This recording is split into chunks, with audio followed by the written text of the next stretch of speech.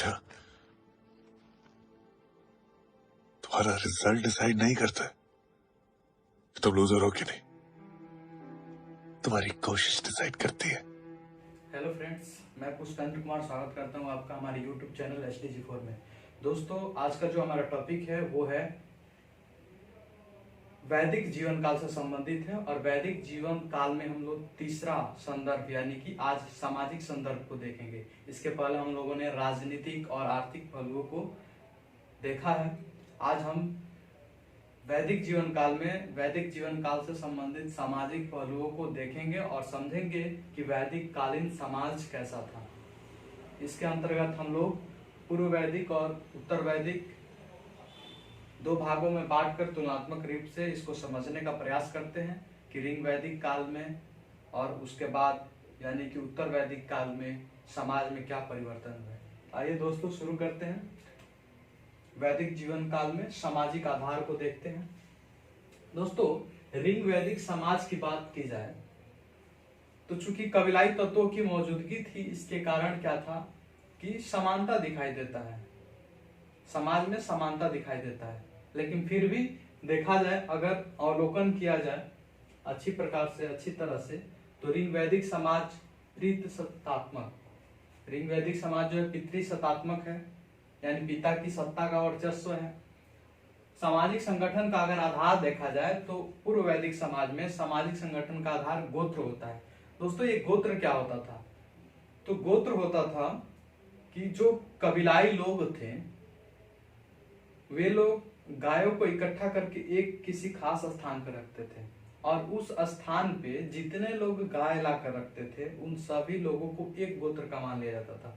बाद में गोत्र का परिभाषा कुछ और हो जाता है, उत्तर वैदिक काल में आकर वो पितृवंश पे आधारित हो जाता है, लेकिन पूर्व वैदिक समाज में जो है गोत्र का अर्थ यही था। तो दोस्तों, ऋग वैदिक समाज यानी पूर्व वैदिक समाज जो था मुख्य रूप से पितृसत्तात्मक था। इसके अलावा संगठन, सामाजिक संगठन का जो आधार था वो गोत्र पे आधारित था। समाज की सबसे छोटी इकाई की बात की जाए तो वो था परिवार, परिवार या कुल, परिवार या कुल। और इसके जो मुखिया होते थे वो परिवार का सदस्य यानी पिता, कुल या परिवार का जो मुखिया होता था वो पिता होता था और इस कारण पिता को कुलप भी कहा गया है। पिता को कुलप कहा गया या परिवार के मुखिया को कुलप कहा गया है। इसके अलावा महिलाओं का भी सम्मान था, यथोचित सम्मान था, यानी कि पूर्व वैदिक समाज में महिलाओं का भी बराबर सम्मान था। इसके अलावा संयुक्त परिवार की परंपरा थी। दादा, नाना, नानी, माता, पिता, बच्चे सब एक ही परिवार में रहते थे, तो संयुक्त परिवार की परंपरा थी। स्त्रियों की भी सम्मान थी।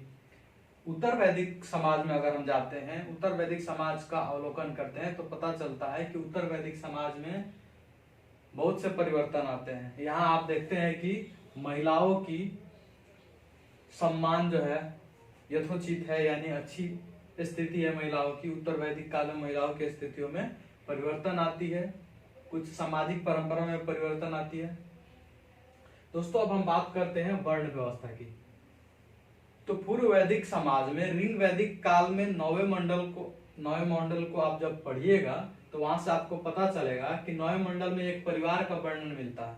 ऋग वेद के नौवें मंडल में एक परिवार का वर्णन मिलता है जिसमें उल्लेखकर्ता यानी जो लेखक है वो कहता है कि मैं कवि हूं, मेरे पिता वैद्य है और मेरी माता जो है वो आटा पीसने वाली चक्की चलाती है। यानी इससे यह पता चलता है कि एक ही परिवार के लोग अलग अलग व्यवसाय कर सकते थे और वर्ण व्यवस्था कोई विशेष व्यवसाय पे आधारित नहीं थी। लेकिन उसके बाद ऋग वेद के 10वें मंडल को अगर देखा जाए, आप जानते हैं कि 10वां मंडल और पहला मंडल जो है ऋग वेद में बाद में जोड़ा गया है। तो ऋग वेद के 10वें मंडल को देखा जाए तो 10वें मंडल में पुरुष सूक्त में पहली बार शूद्रों का वर्णन मिलता है और बताया जाता है कि एक विराट पुरुष यानी कि ब्रह्मा के मुख से ब्राह्मण, ब्रह्मा के बाजू से क्षत्रिय, ब्रह्मा के जांग से वैश्य और ब्रह्मा के पैर से शूद्र जन्म लिए हैं। तो कहीं ना कहीं ऋग वैदिक काल में शुरुआत में तो वर्ण व्यवस्था नहीं थी, लेकिन बाद के समय में ऐसा माना जाता है कि वर्ण व्यवस्था जो है वो दिखाई देने लगती है। इसके अलावा दास प्रथा का भी प्रचलन था। पूर्व वैदिक समाज में दास प्रथा का प्रचलन था। दोस्तों, उत्तर वैदिक काल के वर्ण व्यवस्था को देखें तो जो वर्ण व्यवस्था पूर्व वैदिक काल के अंत में दिखाई देता है कि 4 वर्णों में समाज बढ़ जाता है, इसका व्यवस्थित रूप का स्थापना और उसका विस्तार हो जाता है उत्तर वैदिक समाज में। उत्तर वैदिक काल में विस्तार हो जाता है इसका। और जैसे कि आप जानते हैं कि विभिन्न वर्णों की स्थिति जो है निर्धारित होने लगती है कि ब्राह्मण कौन है, क्षत्रिय कौन है, वैश्य कौन है, शूद्र कौन है। इसमें ब्राह्मण, क्षत्रिय और वैश्य को द्विज कहा गया है। दोस्तों, द्विज क्या होता है? जिसका उपनयन संस्कार हो। और उपनयन संस्कार क्या है? जिसको ज्ञान अर्जन करने का, जिसको विद्या प्राप्त करने का हक हो, उसका उपनयन संस्कार किया जाता था। यानी कि बताया गया उत्तर वैदिक काल में, उत्तर वैदिक समाज में ऐसी सामाजिक संरचना दिखाई देने लगती है कि ब्राह्मण, क्षत्रिय और वैश्यों को द्विज कहा गया, यानी उन्हें विद्या प्राप्त करने का आदेश था, आज्ञा था, अनुमति था। लेकिन शूद्रों और महिलाओं दोनों का ना तो उपनयन संस्कार होता था और न ही उन्हें विद्या प्राप्त करने का हक था। पूर्व वैदिक समाज में महिलाओं का उपनयन संस्कार भी होता था और वो विद्या भी प्राप्त करती थी। आपको आगे मालूम चलेगा। इसके अलावा वैश्य जो हुआ करते थे, दोस्तों यहाँ पे चर्चा कर दे हम कि ब्राह्मण, क्षत्रिय, वैश्य और शूद्र का काम भी बांट दिया गया उत्तर वैदिक काल में। ब्राह्मण को बोला गया यज्ञ कर्म कांड करेंगे, क्षत्रिय को बोल दिया गया कि ये राज करेंगे, सबकी रक्षा करेंगे, वैश्य कर बोल दिया गया कि ये कर देंगे जिससे कि सब कुछ व्यवस्था किया जाएगा, और शूद्र को कह दिया गया कि ये तीनों जो हैं, तीनों वर्णों का सेवा करेंगे शूद्रों को। इसके अलावा एक और महत्वपूर्ण तथ्य देखा जाए तो वैश्यों को अनस्यवलीकृत, अनस्यवलीकृत का अर्थ होता है दूसरों को कर देने वाला, तो वैश्यों को अनस्यवलीकृत कहा गया। दोस्तों, यहाँ हम लोगों ने गोत्र को समझा। उत्तर वैदिक काल में गोत्र आते आते गोत्र जो है व्यवस्थित रूप ले लेती है और गोत्र का परिभाषा बदल जाता है। अब गोत्र जो है पितृ वंश पे आधारित हो जाता है, यानी पिता का वंश जो है वही गोत्र कहलाने लगता है। और एक नया प्रचलन प्रारंभ होता है कि किसी खास गोत्र का विवाह जो है उसी गोत्र में न होकर अपने गोत्र से बाहर करने की व्यवस्था शुरू हो गई, जिसे आज भी आप देख सकते हैं। दोस्तों, अब स्त्रियों की बात करें, स्त्रियों की दशा की बात करें तो स्त्रियों की स्थिति अच्छी थी पूर्व वैदिक समाज में। बाद में जाके उत्तर वैदिक समाज में, उत्तर वैदिक काल में दशा थोड़ी सी बिगड़ जाती है, यानी दशा में गिरावट होती है। पहले हम पूर्व वैदिक समाज को समझते हैं। पूर्व वैदिक समाज में स्त्रियों की स्थिति अच्छा थी, उपनयन संस्कार होते थे, उन्हें विद्या प्राप्त करने का हक होता था। कुछ चर्चित विदुषियां आपको मिलेगी जिन्होंने वर्णन किया है आपका ऋग्वेद में बहुत सारे इनका श्लोक दिखाई देता है। जैसे कुछ नाम हम लेना चाहेंगे महत्वपूर्ण जो प्रश्न पूछे जाते हैं। सिक्ता, विश्व आरा, अपाला, घोषा और लोपामुद्रा। सिक्ता, विश्ववारा, अपाला, घोषा, लोपामुद्रा, ये कुछ महत्वपूर्ण चर्चित विदुषियां हैं जिनके श्लोक ऋग्वेद में दिखाई देते हैं।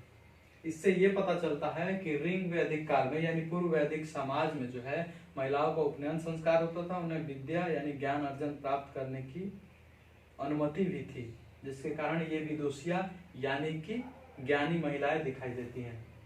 इसके अलावा स्त्रियों को सभा, समिति, विदत जैसे संस्थाओं में हिस्सा लेने की भी अनुमति थी।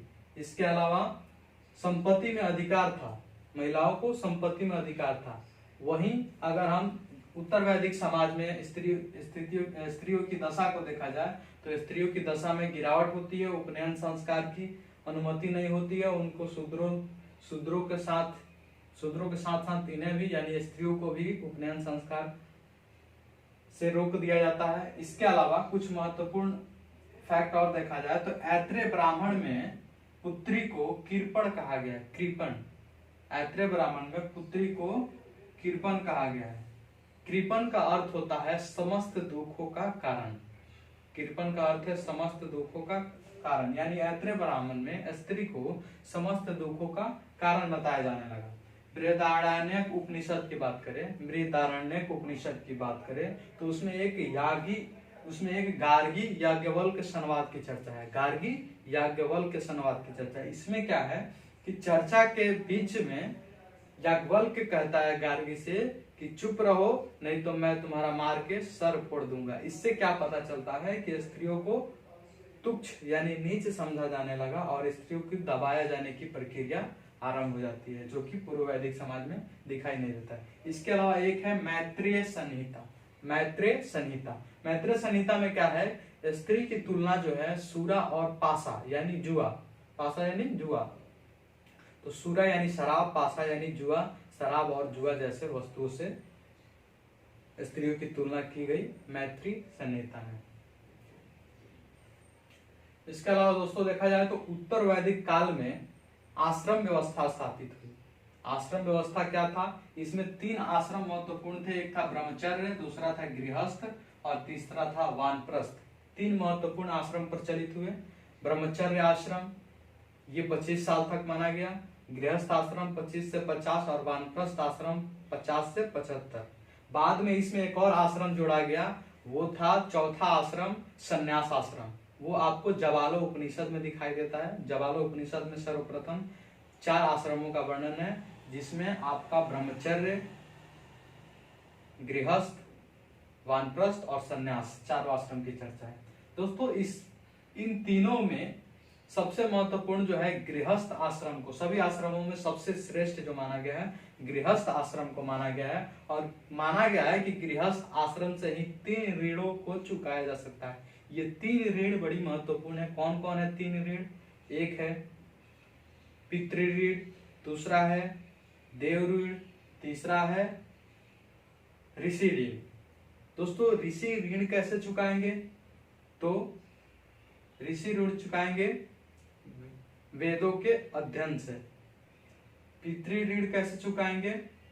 तो संतान उत्पन्न करके, यानी अगर आपका संतान पैदा होता है तो आपका पितृ ऋण चुकता माना जाएगा। और देव ऋण कैसे चुकाएंगे? तो यज्ञ के माध्यम से। तो ये तीनों ऋणों को चुकाने का तरीका भी बताया गया। इसके अलावा गृहस्थ आश्रम के पुरुषार्थ में 3 महत्वपूर्ण चीजों की चर्चा की गई है, 3 तत्वों की चर्चा की गई है, धर्म, अर्थ, काम। बाद में एक चौथा पुरुषार्थ का चौथा तत्व मोक्ष भी जोड़ा जाता है, लेकिन पहले गृहस्थ में पुरुषार्थ के 3 तत्व मौजूद थे। तीनों तत्व है धर्म, अर्थ, काम। इसके अलावा देखा जाए फ्रेंड्स तो पूर्व वैदिक समाज में पुनर्विवाह होता था, नियोग प्रथा प्रचलित थी, बहुपति विवाह यानी एक ही स्त्री के बहुत सारे पति हो सकते थे आदि प्रचलित थी। पुनर्विवाह, नियोग प्रथा, बहुपति विवाह आदि प्रचलित थी। बाल विवाह, दहेज प्रथा, पर्दा प्रथा, सती प्रथा और संपत्ति पर अधिकार जो है प्रचलित थी। संपत्ति पर अधिकार स्त्रियों को था ही। इसके अलावा बाल विवाह, दहेज प्रथा और पर्दा प्रथा, सती प्रथा ये सब प्रचलित नहीं थी। ठीक है, पूर्व वैदिक समाज में ये सब प्रचलित नहीं थी, यानी ये सब मौजूद नहीं था। बाल विवाह नहीं होता था। बाल विवाह का उस समय जो है उस समय जो है पूर्व वैदिक समाज में तब के तत्कालीन परिस्थितियों के अनुसार बालिक और नाबालिग का परिभाषा कुछ और हुआ करता था। यानी कि उस समय बालिक अनुमान था 12 साल की लड़की को, 12 साल के बाद यानी 12 साल के आसपास के लड़की को बालिक माना जाता था तत्कालीन परिस्थितियों में। आज बालिक जो है 18 साल तक की लड़कियों को बालिक माना जाता है। तो पुनर्विवाह, नियोग प्रथा और बहुपति विवाह प्रचलन में था। बाल विवाह, दहेज प्रथा और पर्दा प्रथा, सती प्रथा जैसी बुराइयां मौजूद नहीं थी। उत्तर वैदिक काल में ये सारी बुराइयां मौजूद हो गई, यानी कि उत्तर वैदिक काल में ये सारी बुराइयां दिखाई देने लगती हैं।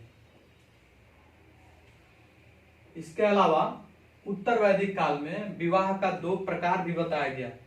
विवाह तो बताया गया कितने प्रकार के, इसके अलावा विवाह को 2 प्रकार का बताया गया है। एक विवाह अनुलोम विवाह कहलाया, दूसरा प्रतिलोम विवाह कहलाया। उत्तर वैदिक काल में अनुलोम विवाह क्या करता था कि उच्च वर्ण की स्त्री और उच्च वर्ण का पुरुष और निम्न वर्ण की स्त्री, अनुलोम विवाह था। जैसे कोई ब्राह्मण क्षत्रिय लड़की से, या कोई क्षत्रिय वैश्य लड़की से, या कोई वैश्य शूद्र लड़की से विवाह करता है तो यह विवाह अनुलोम विवाह कहलाया। लेकिन इसके ठीक विपरीत, यानी उच्च वर्ण की लड़की और निम्न वर्ण का लड़का अगर हो तो उसको प्रतिलोम विवाह कहा गया। जैसे क्षत्रिय की कोई लड़की और वैश्य का कोई लड़का हो तो वो प्रतिलोम विवाह है। जैसे ब्राह्मण की कोई लड़की और क्षत्रिय की कोई लड़का विवाह करते हैं तो वो प्रतिलोम विवाह कहा गया। अनुलोम विवाह को तो मान्यता दी गई, लेकिन प्रतिलोम विवाह को मान्यता नहीं दी गई और इसे गलत माना गया। इसके अलावा उत्तर वैदिक समाज में स्त्रियों को जो पैतृक संपत्ति का अधिकार था वो समाप्त हो गया। बाद में जो है गोत्र का अर्थ भी बदल जाता है, पुरुष के वंश के रूप में माना जाने लगा। ये उत्तर वैदिक समाज में। पूर्व वैदिक समाज, इसके अलावा इनके अगर खान पान आभूषण का देखें तो ये लोग आभूषण पहनते थे, स्त्री पुरुष दोनों आभूषण पहनते थे। निष्क वगैरह का, निष्क जो गहना था, निष्क जो आभूषण था, जो तांबा और कांसा का था, सोना का था, इससे आप परिचित हैं। इसके अलावा शाकाहारी और मांसाहारी भोजन में शाकाहारी और मांसाहारी दोनों भोजन करते थे। इसके अलावा गाय के जो उत्पाद थे, दूध, दही, घी, मक्खन, ये सारा चीज, इसको बहुत ही महत्व दिया गया खान पान में। इसके अलावा चावल, मछली, नमक आदि का भी जिक्र दिखाई देता है। इसके अलावा सूरा जो पेय था, पीने के पदार्थ था सूरा, इसकी निंदा की गई है। और सोम जो था ये भी एक पेय पदार्थ है, इसकी प्रशंसा की गई है। दोस्तों ये था हमारा वैदिक जीवन काल का सामाजिक संदर्भ। पूर्व वैदिक काल और उत्तर वैदिक काल को हम लोग तुलनात्मक रूप से पढ़े। यहाँ से प्रश्न बार बार पूछे जाते हैं तो इसको आप ध्यान में रखेंगे। और इसके बाद हम लोग वैदिक जीवन काल से संबंधित अंतिम यानी कि धार्मिक संदर्भों को देखेंगे। उसके बाद वैदिक संस्कृति जो है समाप्त हो जाएगी। आशा करते हैं आपको समझ में आ रही होगी।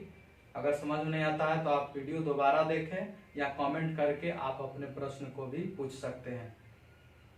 बहुत बहुत धन्यवाद।